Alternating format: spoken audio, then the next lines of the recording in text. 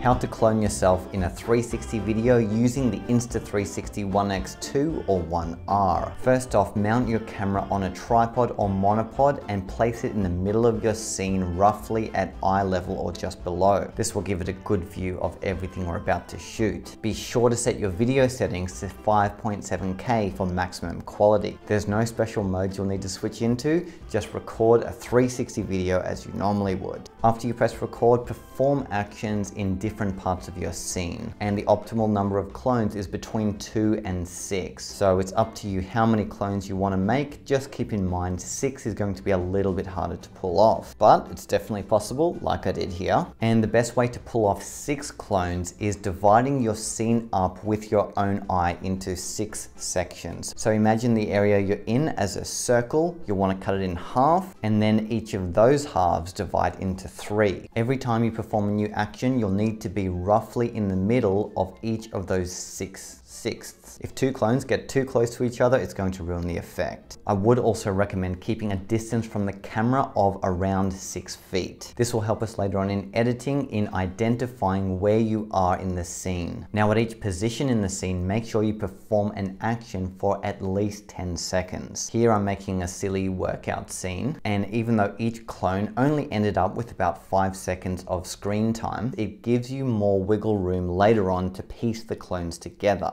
Editing the clone effect is super simple. You'll want to go into the Insta360 mobile app, and in the shot lab, choose shadow clone. Follow the prompts, choose the clip you just shot, and then long press yourself so it can track you. If you did everything right, it should track you throughout the duration of the clip, and on its own, figure out where the different clone positions are. Assuming that went smoothly, tap generate shadow clone, export, and you're done. If you're going for a lot of clones like I did here, the app may not always pick up every single clone. As you can see here, it thinks there are 5, but in reality, there are 6. The best way to fix this is re-recognizing your target. Something I found that will help tracking the second time is zooming out on your field of view. With that wider field of view, it seems to help the tracking algorithm recognize you that extra bit more. So here I did that and it worked the second time. If that still doesn't work for you, however, it means you were either too close to the camera when you were shooting, or your clones were too close to each other. So it's probably best to reshoot. And that is how you clone yourself in a 360 video.